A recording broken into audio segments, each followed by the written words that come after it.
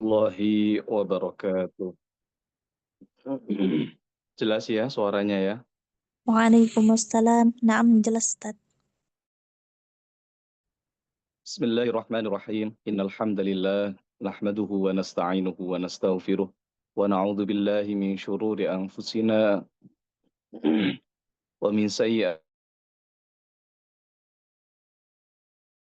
mudilla lahu wa man yudlil fala hadiya lahu wa asyhadu an la ilaha illallah wahdahu la syarika lahu wa asyhadu anna sayyidana wa habibana wa 'azimana wa qa'idana wa qurrata a'yunina Muhammad Abdullahi wa rasuluh wa khaliluh.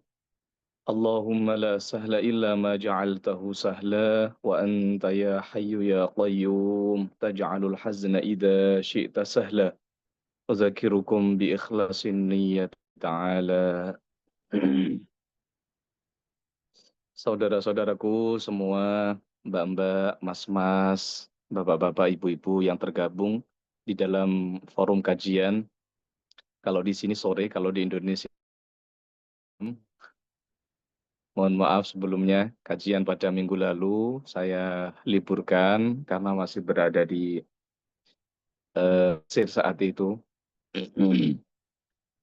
Alhamdulillah, saya doakan kepada seluruh yang hadir, semoga diberikan kemudahan oleh Allah Subhanahu wa Ta'ala bisa ziarah ke dan Madinah. Amin ya Rabbal 'Alamin.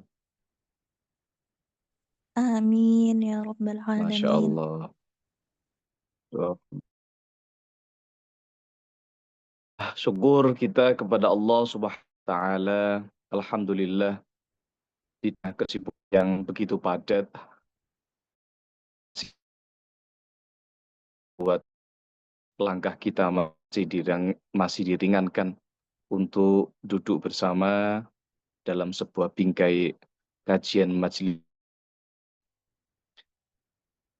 Saya hari ini baru dapat kabar berita duka. Salah satu jamaah saya baru saja siang tadi, pukul 1 waktu Mekah. Saya nanti setelah kajian ini langsung ke rumah sakit ya, untuk mengurus jenazahnya sampai dengan pemakaman di kota Mekah. Karena sudah ikat dengan jadwal pada sore hari ini, maka waktu ini kita manfaatkan dengan baik, meskipun tidak sampai dengan 1 jam, nanti kondisional sampai berapa menit kita bisa menyelesaikan majelis ini. Tapi yang namanya majelis ilmu itu, Masya Allah, seperti yang dikatakan oleh An-Nawawi, min anfasi ma yunfaqu fihi talabul ilmi. Waktu yang paling indah, waktu yang paling baik adalah waktu yang digunakan untuk menuntut ilmu agama.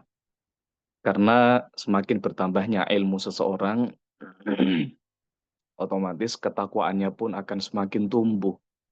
Karena tidak mungkin seseorang bisa tergolong sebagai taqiyya wa minas solih, digolongkan takwa, digolongkan sebagai orang-orang yang soleh, tapi tanpa dibekali dengan ilmu agama.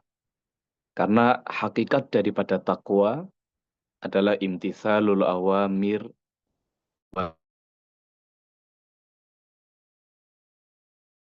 Allah dan menjauhi larangan-larangan Allah. Dan itu tidak akan bisa terrealisasi kecuali seseorang tahu terlebih dahulu mana perintah dan mana larangan. Nah, supaya tahu mana yang perintah dan mana yang dilarang, maka tidak ada cara lain kecuali harus belajar ilmu agama. Nah, ilmu agama ini cabangnya banyak sekali, sesuai dengan kebutuhan seseorang, sesuai dengan profesi seseorang. Terkadang fulan wajib baginya untuk belajar tentang kitabun nikah, karena dia sudah usia eh, eh, nikah. Tapi di waktu yang sama, seseorang belum wajib untuk mempelajari kitabun nikah, karena belum saatnya menikah. Jadi itulah yang disebut dengan ilmu kondisional sesuai dengan kondisi seseorang. Maka Bapak Ibu, Mas-mas Mbak yang dirahmati Allah Subhanahu wa taala, saatnya kita melanjutkan pelajaran kita pada malam atau sore hari ini, yaitu tentang khutbah akdin nikah. Betul ya, mohon diingatkan kalau saya salah batas. A'udzu billahi minasyaitonir rajim. Bismillahirrahmanirrahim. Saya baca Arabnya terlebih dahulu, lalu nanti kita jabarkan. Yaqulul mu'allif rahimahullah wa nafa'ana bi'ulumihi fid dharaini amin ya rabbal alamin. Khutbatu aqdin nikah. Yustahabbu ayyukhtaba baina yadayil aqdi khutbatun. Wa afdaluha ma rawahu Abu Dawud wa ghairuh. Jadi Abu Dawud meskipun di situ tertulis satu wawu ya, tapi dia tetap dibaca panjang. Jadi Abu Dawud ya, meskipun di situ wawunya hanya satu. Jadi Abu Dawud itu tidak ditulis dengan dua wawu. Wa ghairuhu an Abdullah bin Mas'ud radhiyallahu anhu. Qal allamana Rasulullah sallallahu alaihi wasallam khutbatal hajjati. Khutbatal hajjati. Jadi khutbah akad nikah ini juga disebut dengan khutbatul hajah. Alhamdulillahi nasta'inuhu wa nastaghfiruh wa na'udzu bihi min syururi anfusina. May yahdillahu fala mudilla lah wa may yudlil fala hadiyalah. Wa asyhadu an la ilaha illallah wa asyhadu anna Muhammadan abduhu wa rasuluh. Ini adalah khutbah nikah. Khutbah nikah itu dibaca sebelum dilakukan akad nikah. Ini bersifat sunnah. Ya, tapi ini bersifat sunnah dalam arti tidak mempengaruhi keabsahan nikah. Siapa yang membaca? Boleh calon suami, boleh wali, boleh naib dari KUA, boleh ulama ataupun ustadz ataupun kiai yang terpandang di daerah situ. Jadi tidak ada ketentuan siapa yang harus membaca khutbah nikah ini. Khutbah nikah dimulai dari ucapan Alhamdulillahi nasta'inuhu wa nastaghfiruh. Kemudian ditambahkan dengan firman Allah Subhanahu wa taala, Ya ayyuhan nasu taqu rabbakumul ladzi khalaqakum min nafsin wahidah. Yang kalau kita terjemahkan, wahai manusia, ini berarti khitabnya umum, dalam arti tidak tertentu kepada orang muslim saja, tetapi manusia atau keturunan Nabi Adam secara umum. Ittaqu rabbakum, perintah, bertakwalah kalian semua kepada Tuhan kalian. Alladzi khalaqakum min nafsin wahidah, yaitu zat yang telah menciptakan kalian semua dari satu asal, dari satu jiwa, dari satu badan. Siapa itu? Tidak lain, tidak bukan adalah Nabi Adam alaihissalam. Maka ayat ini menegaskan kepada kita bahwa manusia di seluruh dunia sumbernya, asalnya adalah berasal dari Nabi Adam.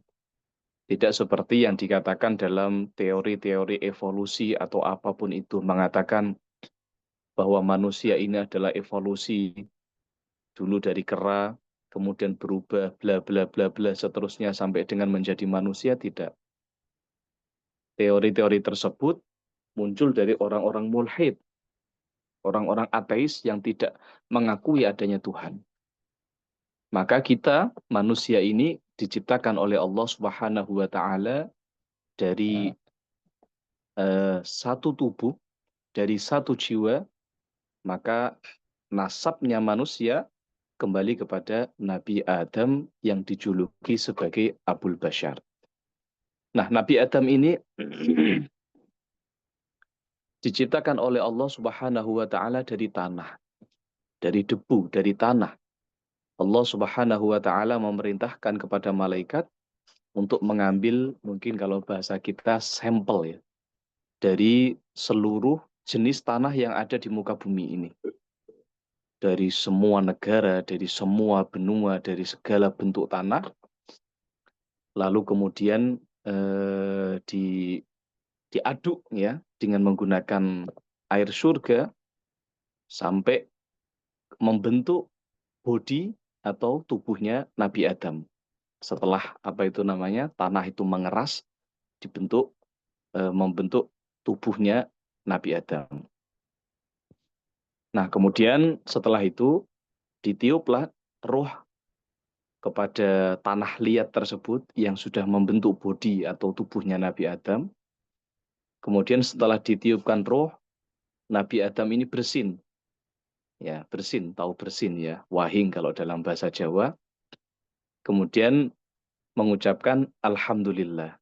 Ya, ketika bersin, mengucapkan Alhamdulillah. Ini mengandung makna maklumat kepada kita bahwa semua nabi, termasuk Nabi Adam alaihissalam, itu mengajak kepada menyembah Allah. Ya, tidak ada nabi yang kemudian memiliki agama yang berbeda satu dengan yang lainnya, tidak. Itu adalah Nabi Adam, manusia pertama. Kemudian Allah Subhanahu wa taala menciptakan manusia yang kedua yaitu Hawa menggunakan hak. Meskipun kita dalam dialektika sehari-hari menggunakan hak Siti Hawa, namanya bahasa Indonesia. Tapi dalam ejaan Arab menggunakan hak Siti Hawa, kita tambahkan kata Siti di depan biasanya sebagai penghormatan. Nah, Siti Hawa ini diciptakan oleh Allah Subhanahu wa taala dari salah satu tulang rusuknya Nabi Adam. Nah, Siti Hawa ini tidak diciptakan dalam bentuk anak kecil, tidak. Anak kecil kemudian tumbuh besar, tumbuh besar, tumbuh besar, tidak. Tetapi diciptakan oleh Allah Subhanahu wa taala dengan bodi, dengan tinggi, dengan apa ya istilahnya bentuk yang serasi dengan Nabi Adam. Ya, dalam arti apa? Sama-sama sudah dewasa. Dan Allah Subhanahu wa taala menghalalkan Nabi Adam dengan Siti Hawa.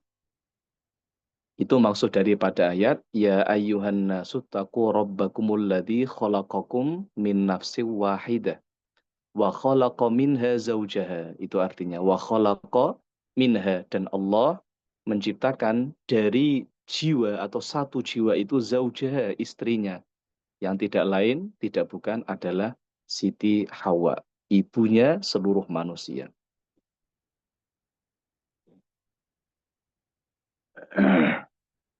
Kemudian setelah ada eh, insiden yang tentu kita sudah tahu ceritanya bahwa Siti Hawa dan Nabi Adam diperbolehkan oleh Allah Subhanahu wa taala untuk menikmati seluruh makanan, minuman yang ada di surga kecuali satu hal, namun hal itu dilanggar oleh Nabi Adam beserta Siti Hawa sehingga keduanya diturunkan ke muka bumi. Banyak sekali riwayat-riwayat, ada yang mengatakan Siti Hawa itu diturunkan di Jeddah, sekarang Arab Saudi. Kemudian Nabi Adam di India, wallahu a'lam. Tapi cerita-cerita itu banyak. Bahkan di Jeddah sendiri, barangkali yang hadir di sini pernah haji ataupun umroh. Seringkali kita dibawa ke Jeddah, yang wakilah di sana adalah makamnya Siti Hawa. Wallahu a'lam atas kebenaran hal tersebut. Tapi terlepas dari hal itu, keduanya terpisah dalam waktu yang cukup lama, dipertemukan kembali oleh Allah Subhanahu wa taala di sebuah bukit yang disebut dengan Jabal Rahmah, yaitu tepatnya di tanah Arafah. Maka saya pernah membaca kitabnya Syekh Jamil ya. Mungkin kita semua mengenal beliau. Nama kitabnya adalah As-Surur wal Ibtihaj fi Mazaratil Mu'tamirina wal Hujjaj. Nah, kitab ini Masya Allah luar biasa. kitab yang ini mohon maaf agak meluas jadi penjelasan saya. Jadi kitab ini berisi tentang tempat-tempat yang penting untuk dikunjungi orang-orang yang sedang pergi umroh ataupun pergi haji. Dalam menjelaskan tanah Arafah, Syekh Jamil di situ mengungkapkan dua alasan. Kenapa saya berani mengatakan ini? Karena ada dasarnya. Ada dua alasan di situ. Kenapa Arafah itu dinamakan Arafah? Ya, kenapa tanah Arafah itu dinamakan Arafah? Setidaknya ada dua alasan. Yang pertama, ketika Nabi Ibrahim ditanya oleh malaikat tentang tata cara nusuk, tata cara menunaikan ibadah haji. Ditanya oleh malaikat, hal arafta? Jawaban Nabi Ibrahim, na'am araftu. Ya, saya mengetahui tata caranya. Dan hal itu terjadi di Arafah. Makanya dari kata-kata araftu itulah maka dinamakan sebagai Arafah. Yang kedua, alasan yang kedua kenapa tanah tersebut dinamakan Arafah, Syekh Jamil di situ menyampaikan lita'arufi Adam ala Hawa. Karena di tempat itulah Nabi Adam bertemu kembali, ya dikumpulkan kembali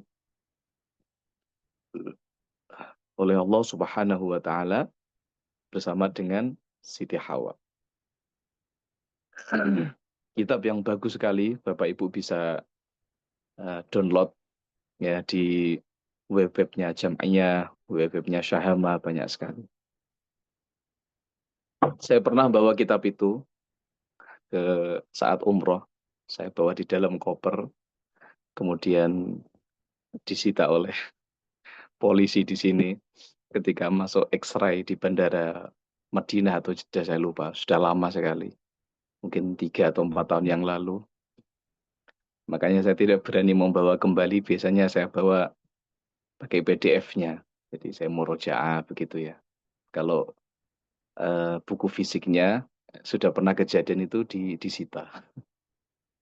Dikatakan kamu sufi ya, kamu sufi, kamu asy'ari, kamu sufi, masya Allah diinterogasi lama saya. Oke, kita lanjutkan. Mana tadi? Ya. Alladzi khalaqakum min nafsin wahidah wa khalaqa minha zawjaha wa batsa minhuma rijalan katsiran wa nisaa. Dan Allah Subhanahu wa taala menyebarkan dari Adam dan Hawa, itu artinya wa batsa minhuma. Allah Subhanahu wa taala menyebarkan atau memperbanyak dari dari Nabi Adam dan Siti Hawa rijalan katsiran wa nisaa. Laki-laki dan juga perempuan yang begitu banyak. Ya, makanya saya heran ya sebagai orang mukmin. Saya ini bahas ini bahas nah niku nggih. Melihat bahkan generasi-generasi kita masih saja percaya tentang teori-teori evolusi yang tentu itu jauh sekali dari akidah-akidah umat Islam. Wattaqullaha alladzi tasaaluna bihi wal arham. Dan bertakwalah kalian, takutlah kalian kepada Allah Subhanahu wa taala. Dat yang kalian minta-minta wal arhama itu bisa wal arhama, bisa wal arhami. Maknanya kedua-duanya betul. Kalau wal arhama berarti atof kepada lafadz Allah. Artinya apa? Takutlah kepada Allah dan takutlah kepada arham. Arham itu artinya kerabat. Orang yang punya hubungan silaturahim dengan kita. Maksudnya takut apa? Jangan sampai kalian putus tali silaturahim. Artinya jagalah keutuhan silaturahim. Itu artinya. Innallaha kana 'alaikum raqiba. Sesungguhnya Allah Subhanahu wa taala adalah zat yang menjaga, zat yang mengawasi, zat yang mengetahui atas kalian semua.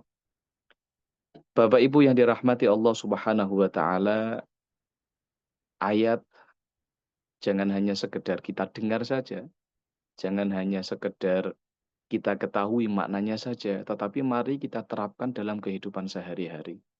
Innallaha kana 'alaikum raqiba. Allah Subhanahu wa taala mengawasi gerak-gerik kita semua. Allah Subhanahu wa taala mengetahui segala perilaku kita semua. Maka kalau kita ingat firman apa itu? Wa may ya'mal minas solihati min dzakarin aw untha wa huwa mu'min fa ulaika yadkhulunal jannah wa la yuzlamuna naqira. Apa maksud daripada ayat wala yuzlamuna naqira? Artinya manusia itu tidak akan dizolimi sedikit pun. Artinya apa? Yang berbuat baik pasti akan mendapatkan balasannya. Yang berbuat buruk juga akan dapat siksanya, meskipun sedikit.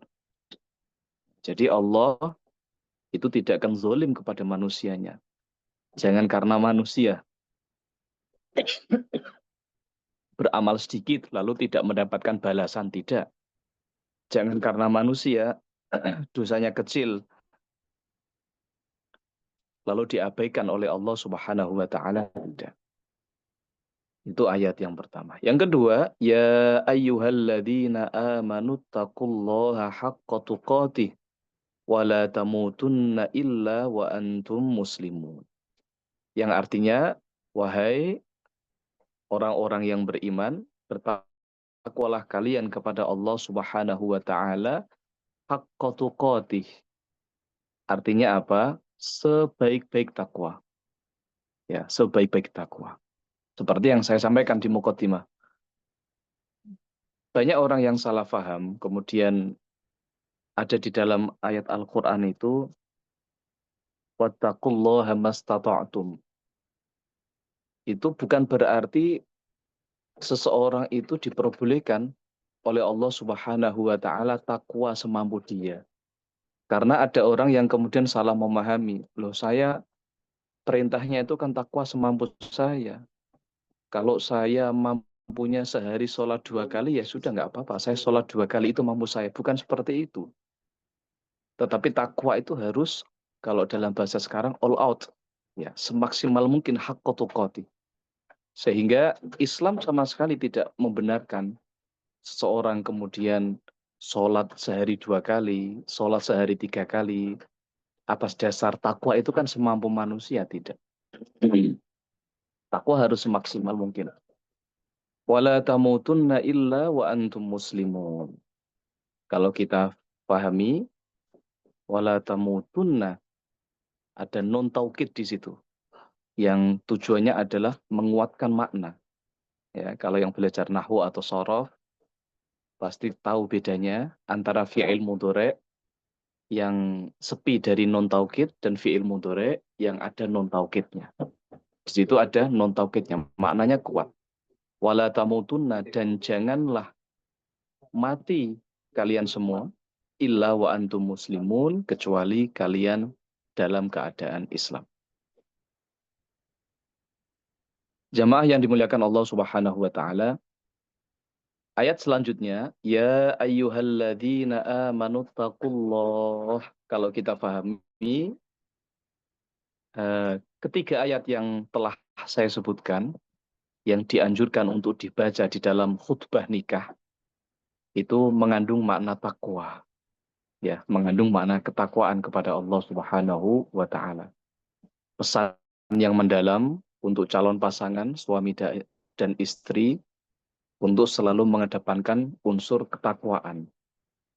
Karena terkadang seorang laki-laki sering sekali berbuat semena-mena. Itu cobaannya seorang suami, merasa dia yang mencari uang, merasa dia adalah pemimpin keluarga, sehingga akhirnya berbuat semena-mena. Itu salah satu cobaan seorang suami. Kemudian istri, tidak sedikit mereka yang kemudian tidak memenuhi hak-haknya suami, membantah perintah suami, tidak mau bersolek ketika suami sedang di rumah, tidak mau tidak atau menolak ajakan suami ketika ingin berhubungan badan misalnya, itu kan banyak.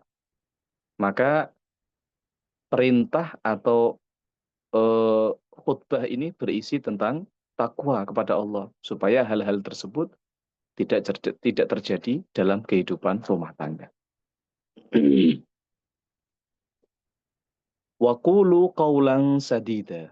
Waqulu qawlan sadida. Dan ucapkanlah ucapan-ucapan yang benar, ucapan-ucapan yang baik.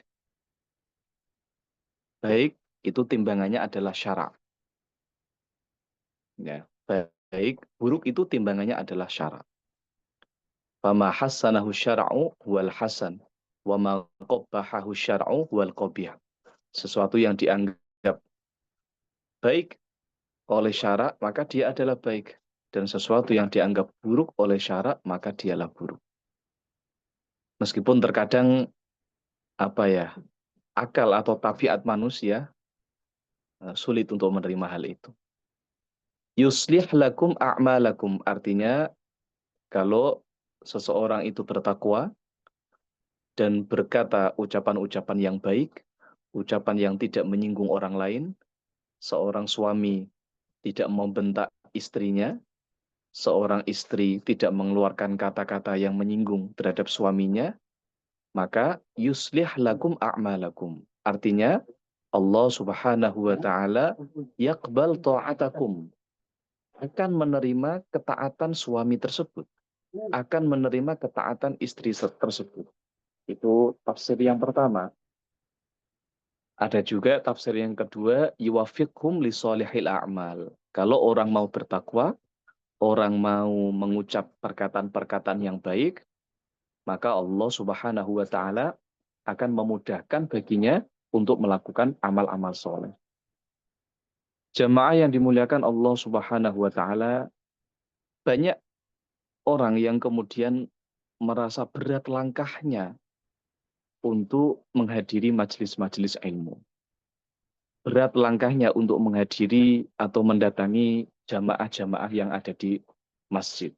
Kenapa? Alasannya tidak lain tidak bukan adalah tidak diberikan taufik oleh Allah Subhanahu wa taala. Makanya sering-sering kalau kita bertemu dengan sahabat, bertemu dengan kawan, kita mendoakan waffaqakumullah, itu doa yang baik sekali. Artinya apa? Semoga Allah memberikanmu taufik. Apa maksudnya? Semoga Allah memudahkan, meringankan bagi kamu untuk melaksanakan atau melakukan amal-amal soleh. Itu yang pertama. Wa yaghfir lakum dzunubakum, dan Allah Subhanahu wa taala akan mengampuni dosa-dosa kalian. Maksud daripada ayat ini apa? Artinya bertakwalah kalian kepada Allah Subhanahu wa taala dan awasi gerak-gerik lisan kalian, jaga lisan kalian. Jangan sampai berucap kepada orang lain dengan ucapan yang menyinggung, dengan ucapan yang menyakiti. Karena ini konteksnya adalah suami istri, maka tadi saya sampaikan, seorang suami jangan lantas membentak kepada istrinya dengan perkataan-perkataan yang merendahkan seorang perempuan. Begitu juga seorang istri tidak boleh kemudian berbicara suaranya melebihi daripada volume seorang suami.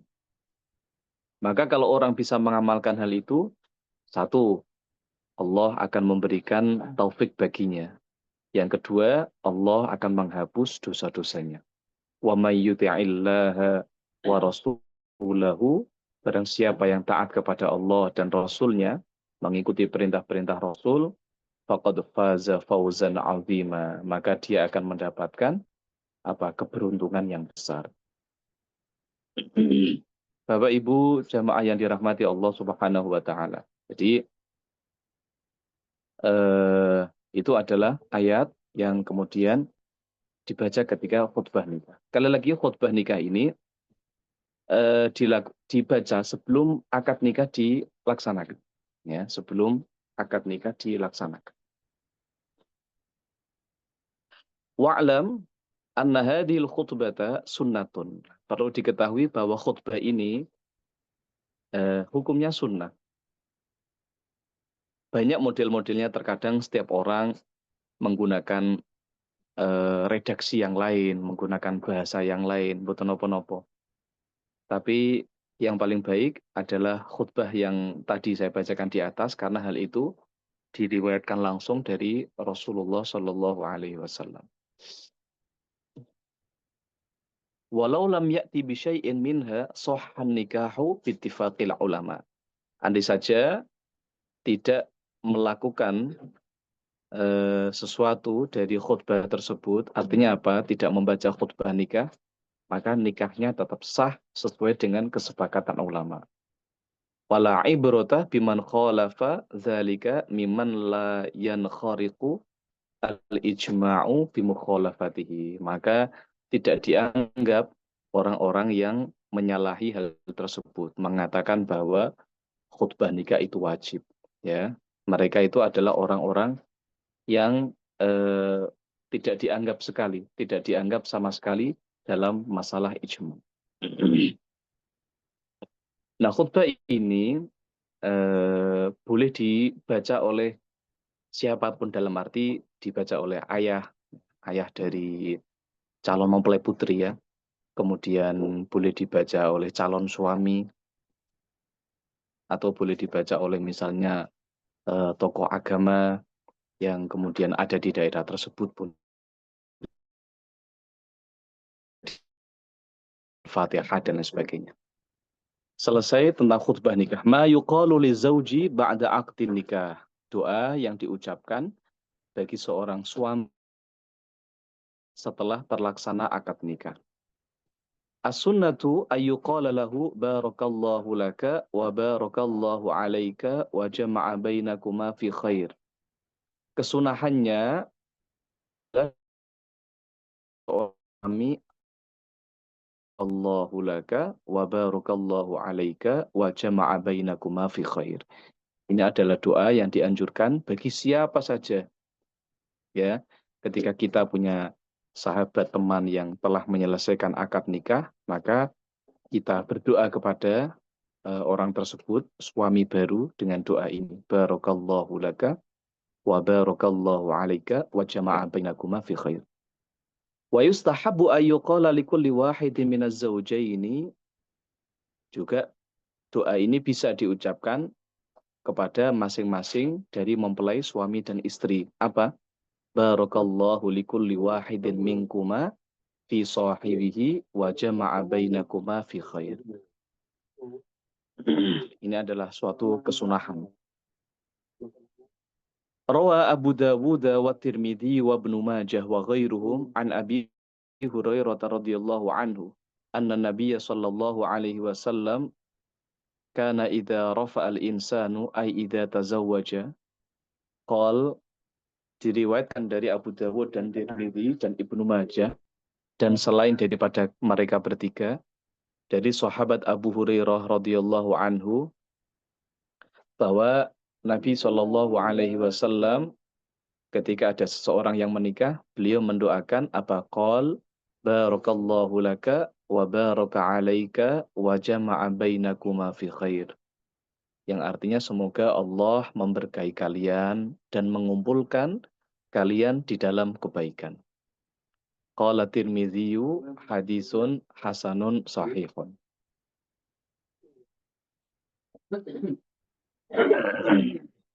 Kemudian ada juga sebentar di kitab, ada nggak babu mayaqulu indal bina'i? Sebentar saya cek dulu. Babu sebab mayaqulu idza ba'da nikahi 11 mayaqulu indal jima'i. Oh ya. Kemudian ada lagi satu doa yang kemudian baik dibaca oleh seorang suami ketika selesai akad nikah. Biasanya ketika majelis akad nikah itu mempelai putri tidak ada di majelis. Boleh dia duduk di majelis dulu di kamar, ya. Jadi yang ada di majelis pernikahan itu adalah petugas KUA misalnya, kemudian ada calon suami, kemudian wali, dan juga 2 saksi. Setelah pernikahan selesai, maaf, error. Setelah pernikahan selesai, barulah kemudian istri yang sudah sah di akad tadi dibawa keluar untuk dipertemukan dengan suaminya.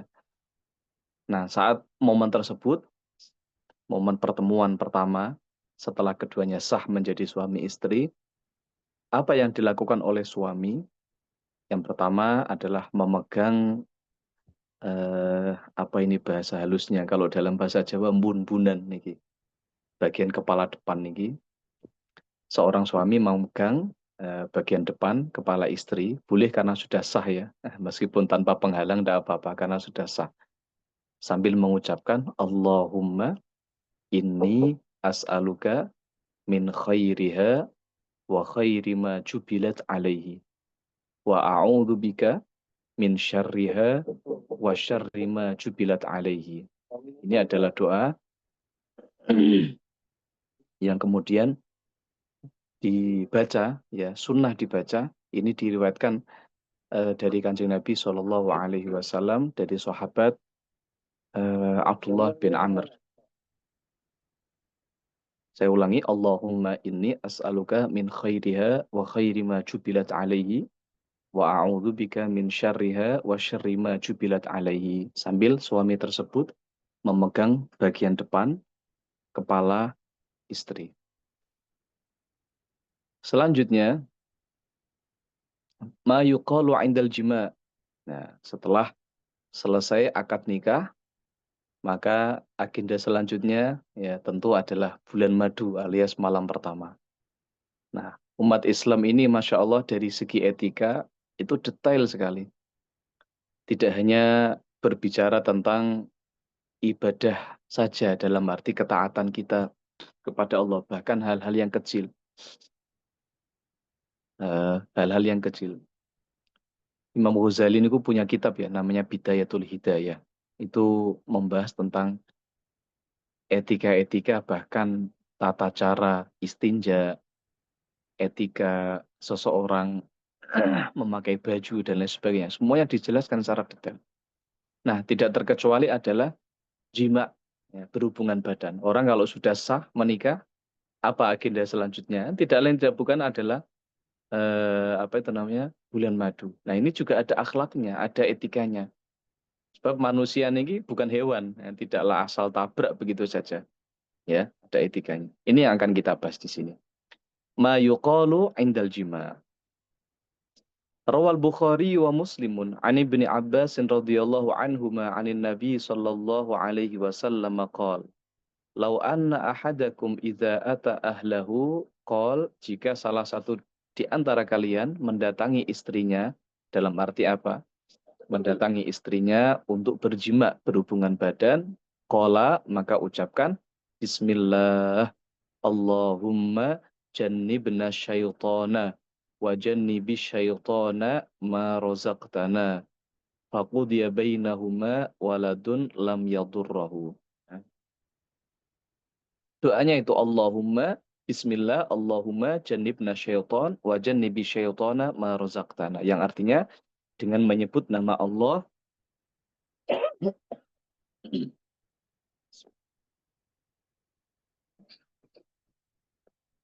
Ya Allah, jauhkanlah kami dari syaitan dan jauhkanlah dari syaitan dan jauhkanlah syaitan dari sesuatu yang telah engkau anugerahkan kepada kami. Faqudiya bainahuma waladun lam yadurruhu. Kalau orang mau berdoa itu, maka Allah Subhanahu wa taala akan menganugerahkan anak ya, menganugerahkan anak yang tidak membahayakan bagi orang tua. Dalam arti anak yang apa itu namanya? Berbakti kepada orang tua. Bapak Ibunya dirahmati Allah Subhanahu wa taala. Sebaiknya seorang suami istri itu tidak melewatkan 4 hari, 4 malam kecuali telah melakukan berhubungan badan dengan istrinya. Jadi itu adalah batas maksimal. Nah, jangan lebih daripada. Tentu seseorang apa itu namanya sesuai dengan kondisi masing-masing. Tapi kalau kita bicara apa namanya bicara anjuran syara itu 4 hari. Jangan terlewatkan 4 hari kecuali telah melakukan hubungan suami istri. Nah, yang namanya hubungan suami istri, Bapak Ibu bayangkan, suami itu bukan apa-apanya istri. Istri itu bukan apa-apanya suami. Dalam arti apa? Bukan saudaranya, bukan darah dagingnya, bukan orang yang hidup sejak kecil bersama, tetapi keduanya adalah dua orang yang berbeda, memiliki cara berpikir yang berbeda, barangkali bahasanya berbeda, wataknya berbeda, dan memiliki karakter yang berbeda-beda. Maka ini menjadi tanggung jawab bersama. Masing-masing dari suami dan istri harus memiliki konsep namanya husnul muasyarah, saling sabar, saling menerima, dan kuat untuk eh, menanggung atau memikul perbedaan itu secara bersama-sama. Jadi perbedaan dianggap sebagai sesuatu yang menyenangkan, justru jangan dianggap sebagai sumber daripada pertikaian. Nah, bagaimana Ustadz jika terjadi hal-hal yang tidak diinginkan? Ada kerenggangan antara keduanya, baik sumbernya dari seorang suami atau sumbernya dari seorang istri. Jika hal itu bersumber dari seorang istri, maka seorang suami harus memberikan nasihat. Misalnya seorang istri yang tidak mematuhi perintah seorang suami atau meninggalkan ketaatan-ketaatan kepada Allah Subhanahu wa taala seperti sholat 5 waktu dan lain sebagainya. Kemudian itu langkah, jadi ada langkah-langkahnya. Nah, terkadang seseorang itu ketika melihat suatu perbedaan, ketika melihat percekcokan di antara suami istri, apa yang terjadi? Langsung perceraian. Dia tidak melakukan langkah-langkah untuk membenahi hal tersebut. Karena bagaimanapun juga, seorang suami ataupun seorang istri dipaksa harus memiliki karakter, harus memiliki tabiat yang sama itu kan tidak bisa. Harus ada unsur saling mengalah. Maka dinasihati. Kalau tidak bisa, misalnya tidurnya saling membelakangi. Nah, itu kan. Jadi kalau biasanya tidurnya satu kasur, ya saling berpelukan, saling berhadapan. Sekarang tidurnya saling membelakangi. Ya. Atau kalau perlu meskipun masih satu kamar, tetapi di dua ranjang yang berbeda. Ya, dua ranjang yang berbeda. Jika hal ini tidak bisa dilakukan, coba misalnya masih satu rumah tetapi kamarnya berbeda. Nah, engko rak cara Jawane engko lak ya ora betah dhewe. Nah, lama-kelamaan juga akan kembali kepada satu ranjang kan istilahnya begitu. Nanti mungkin satu satu malam pertama biasa saja. Malam kedua sudah mulai galau itu suami istri karena kok tidurnya sepi ya sendirian ya. Suami di sini, istri di kamar yang lain.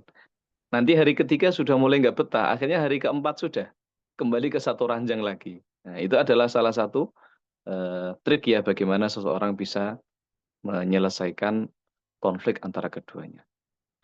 Nah, apabila lebih parah daripada itu sampai ada permusuhan, percekcokan yang lebih besar, maka harus menghadirkan apa ya, hakim ya, harus menghadirkan juru adil di antara keduanya. Dari pihak suami mendatangkan juru adil dari pihak dia, yang dari istri juga mendatangkan.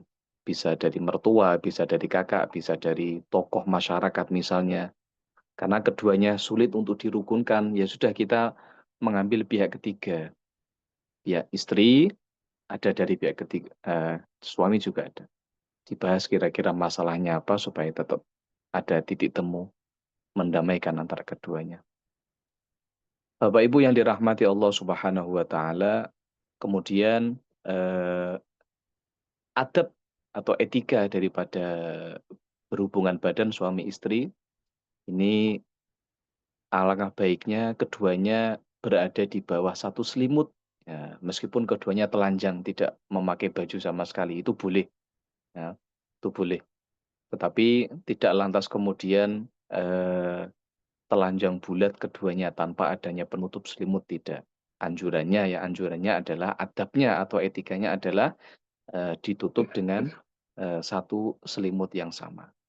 Maka kalau orang kemudian sebelum memulai hubungan suami istri mau menyisihkan doa Allahumma jannibna syaiton wa jannibi syaitona ma razaqtana, maka Allah Subhanahu wa taala akan menganugerahkan keturunan putra-putri yang kemudian tidak mengecewakan kedua orang tersebut. Bapak Ibu yang dirahmati Allah Subhanahu wa taala, demikian kajian yang bisa saya sampaikan. Semoga ada manfaat dan barokahnya dari kota suci Mekah. Saya mendoakan kepada semua khususnya yang hadir pada majelis malam hari ini. Semoga diberikan kemudahan, kelancaran rezeki yang besar oleh Allah Subhanahu wa taala bisa menziarahi kota Makkah dan Madinah, dan khususnya yang hadir di majelis ini yang masih jomblo-jomblo, yang belum berpasangan, semoga berkah majelis ini dimudahkan untuk mendapatkan jodoh. Amin, amin, ya Rabbal Alamin. Mohon maaf, langsung kami tutup karena kami melanjutkan ke aktivitas yang lain. Belum bisa membuka sesi tanya-jawab. Kami kembalikan ke host. Kami tutup. Wassalamualaikum warahmatullahi wabarakatuh. Waalaikumsalam warahmatullahi wabarakatuh. Barakallahu fiikum Ustaz. Terima kasih banyak atas ilmu dan Sama-sama. juga waktunya, yang mana meskipun sedang safar ziarah ke Mekah dan Madinah masih sempat untuk mengajarkan kepada kita ilmu agama. Semoga perjalanan Ustadz dan juga teman rombongan Ustadz selamat kembali ke tanah suci dengan selamat, Amin, amin, ya Rabbal Alamin. Amin, ke amin. tanah air. Nah, baik, terima kasih banyak juga kepada teman-teman semua jamaah Kalam Aswaja yang sempat hadir pada malam hari ini. Semoga kita senantiasa diberikan kesehatan serta keistiqomahan agar bisa menyelesaikan kitab ini bersama-sama. Dan juga semoga dengan berkah majelis malam hari ini, kita juga bisa menziarahi Mekah dan Madinah, yang insya Allah juga kita bisa menziarahi kubur Nabi Muhammad Sallallahu Alaihi Wasallam. Amin. Ya Rabbal Alamin. Baik, terima kasih banyak pada teman-teman semua dan juga Ustadz. Dipersilakan untuk undur diri dari Zoom, Ustadz. Oke, mohon pamit, monggo.